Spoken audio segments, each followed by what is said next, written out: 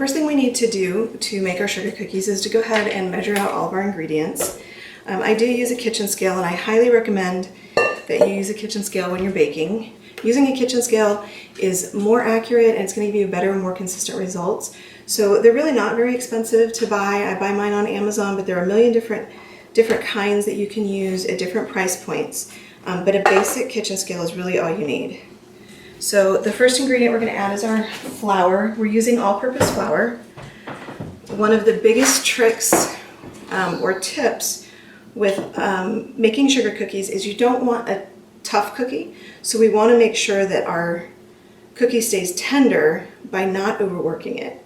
So we are using 560 grams of flour. I'm just going to keep scooping. I keep my flour in these airtight jars, which makes, and I keep them right here underneath my island, which makes sure they're always within reach. And it also keeps my flour super fresh. Although I'm going to be honest, I don't think flour would have a chance to go bad in my house because I use it so quickly.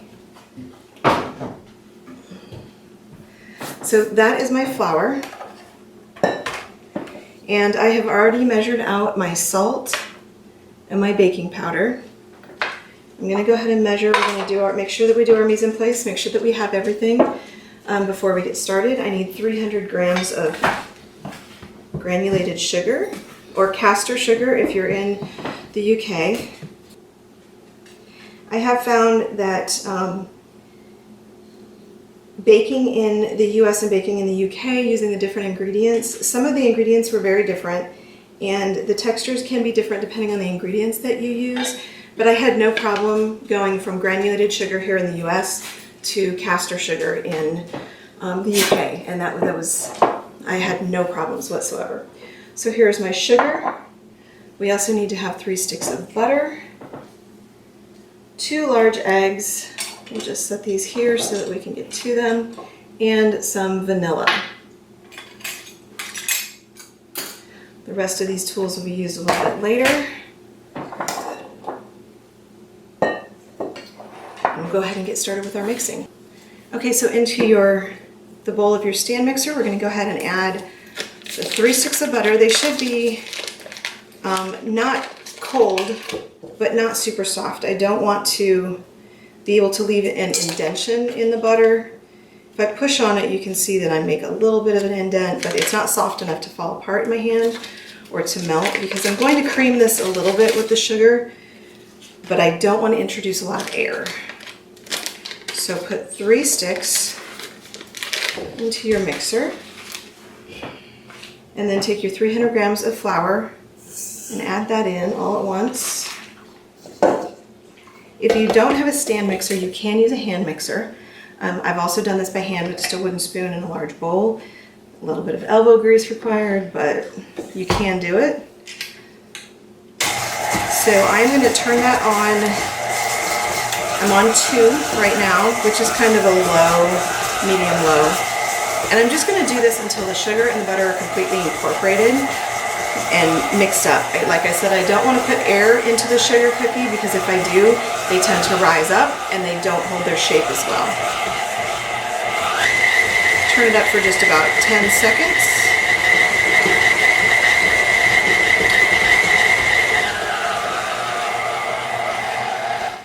And I'm going to turn it off.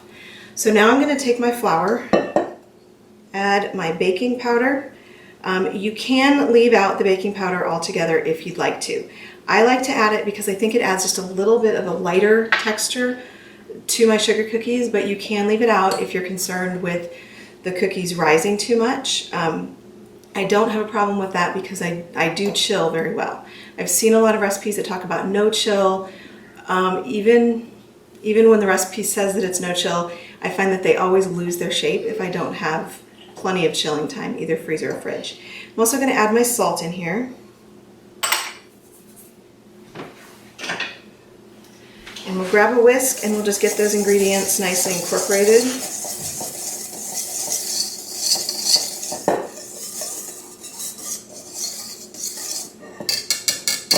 Okay. I'm going to set that to the side for a minute. go ahead and crack your eggs. You'll need 2 large eggs. Crack those into a bowl. I do recommend cracking those into a bowl instead of just adding them directly to the mixer. Sometimes I get lazy like that and I will add it directly to the mixer, but when you do that, sometimes I've had a problem with finding out that my egg was bad and I've already added it to my butter and sugar, so then I have to go back and start all over. Okay, so I'm going to go ahead and turn my mixer back on low. Very slowly, just add 1 egg at a time until it's completely mixed in. And again, I'm not trying to get a lot of air in here, I'm just trying to get a good homogeneous mixture. So that's pretty well mixed in. I'll add the other egg and let that mix.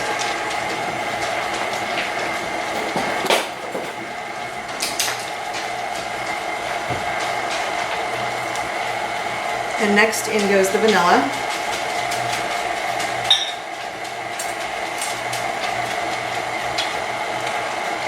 I apologize if you hear the pitter-patter of little dog feet. I have 3 dogs and they like to stay in the kitchen with me, so you will constantly hear them in here with me.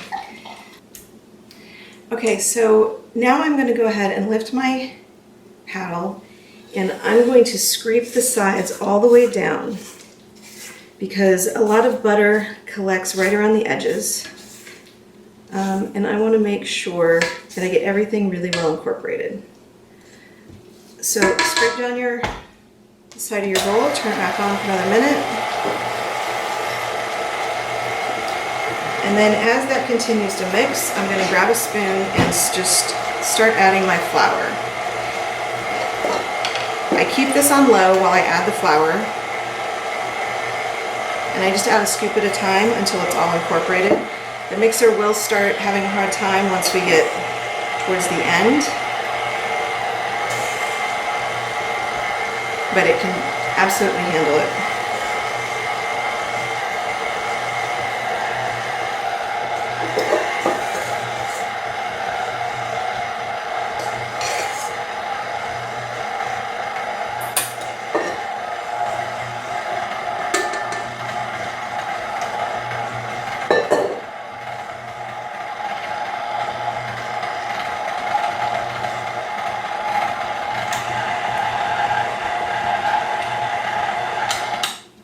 And that's it. Now that my batter is all mixed up, I have not left that mixer going for very long because I don't want to have tough dough. So I'm going to take this off the stand mixer. I do tend to just go ahead and get my hands in here. All that extra dough off. Now I don't want to handle this too much.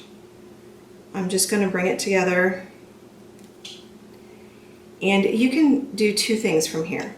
If you know you want to make your cookies today, you can go ahead and roll them out. This is the method that I recommend because if you roll them out now and get them thin, it will chill much faster. If you're not going to make the dough today, you can go ahead and separate this into 2 or 3 balls and wrap it in cling film and store that in your refrigerator. That will also keep in the freezer for up to a couple of months. So if you want to make your dough, this is a great tip for the holidays. Or for any time that you're trying to plan a large party or something, you can make all your dough in advance and keep it in the freezer, and it'll stay good in the freezer for months. So let's go ahead and we'll start rolling this out here. Okay, now we have got our cookie dough made, and I get in there with a spatula, sometimes even just with your hands. You might have some dryness at the bottom of the bowl, so just go ahead and mix that around. I like to take this dough and split it into thirds because it makes it easier for me to handle, but it's totally up to you. So I'm going to take a good handful of this, and I'm going to use a Silpat. Now you can use either a Silpat with parchment paper on top, or you can use 2 pieces of parchment paper, whatever is easiest for you, whatever you prefer. I don't like to have a whole lot of kitchen waste, so I'm only going to use 1 piece of parchment. I put that on top, and the reason that I don't use 2 Silpats is because I find it harder to use my roller on top of a Silpat. It just doesn't work. So I'm kind of shaping this into a little bit of a square. This is something I do even with pie dough. Anytime you're going to roll anything out, it's best to kind of start with the shape that you want to end up with. It just makes it easier and it's going to go the way you want it to. So I've got my dough. This is, again, we've just made this dough. It's not cold at all, but I do want to chill it down before we cut it. And the thinner we get it, the sooner or the faster it's going to chill. So I'm using what's called a Solomon rolling pin. I've got, these are 3/8 inch here on the side, so a little bit less than a 1/2 inch. The number of cookies that you can get out of this one batch of cookie dough really depends on two different things. One is how thick you roll your cookies. I go with 3/8 of an inch for cookies. I feel like that gives you enough cookie without being too thick. But it also depends on the size of your cookie cutter. If I'm going with about a 2 by 2 inch square, somewhere around there, I can get about 36 cookies out of this batch. So just remember that depending on your shape and size and how thick you roll your cookies, the quantity is going to change. So I'm going to roll this out, and I do spin my mat. This is also a great tip for not having to scrub things as often. I'm not getting flour all over my countertop or my rolling pin. And also, I'm not adding extra flour to that dough. If you continually add flour to keep the dough from sticking to the countertop, you can end up with really dry cookies. And I'm just going to roll until the guides on the side are flat on the countertop. And I am making sure that I stay on that Silpat. At this point, I do end up pushing a little bit just to make sure that my sides are down. A little tip I have, this is something I do, should be wearing an apron when I do this. If I put the edge right over the edge of the counter and then I lean on it, this is just me, this is a weird thing I do, but it keeps everything from moving away from you, and I'm able to really push down and get one good roll. Whoops. Do it one more time, make sure it's completely even. Now if you don't have a Solomon rolling pin, that's fine. You don't have to use this, you can use a regular rolling pin, but this just makes sure that it's super even all the way across. If you have a regular rolling pin without these guides on the side, you could lay a couple of wooden spoons on the side. You can sometimes buy the guides that are different depths that you put on the sides. But I really like to keep my cookies consistent so they bake consistent. So here is my first batch of dough. I'm going to do that with everything that we've got here. And just plop them onto the baking sheet. And then once I get them all rolled out, pop them in the fridge. So let's go ahead and continue rolling. So now I'm going to go into the refrigerator and let them chill for at least an hour before I cut them out.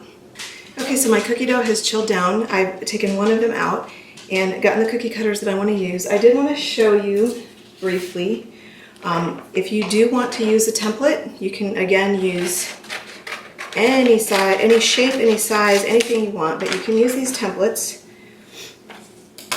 and just cut them out. One thing I like to do to make it easier is I just fold that shape in half if it's a mirror image and then cut right around. I should probably put my glasses on for this, but you know. Okay, so again, you can use any shape you want to. I've just cut this out. Now I have my template. And what I recommend before I wouldn't put this directly on the sugar cookie because especially once it's been in the refrigerator, it comes out for a little bit. You sometimes end up with a little bit of condensation on top. So just sprinkle on a little flour. I tend to rub over it, and now it's nice and dry. And I can put that template down without having any problem with my template sticking. So I'm going to use, you can use a knife, you can use an X-Acto blade. I'm going to use this tool right here. Use this end of it.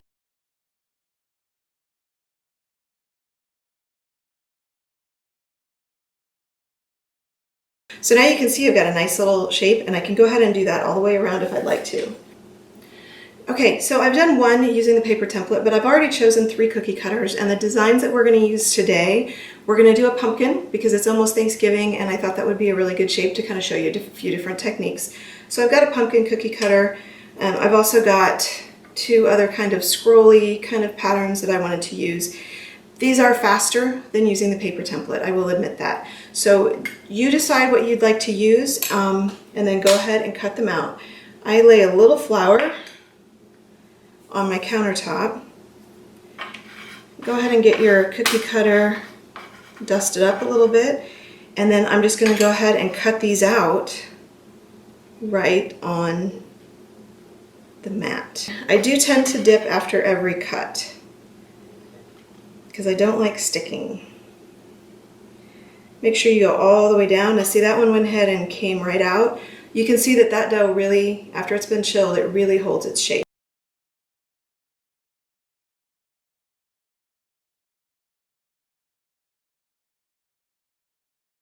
So I am just going to pop these into the refrigerator and cut the rest of my cookies. Okay, my cookies are in the refrigerator chilling down, so I'm going to go ahead and preheat my oven to 350 degrees.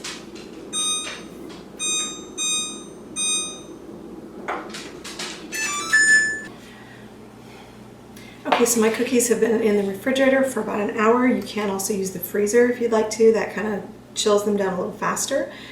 Probably in about 20 minutes they'd be ready for the oven. But they're nice and firm.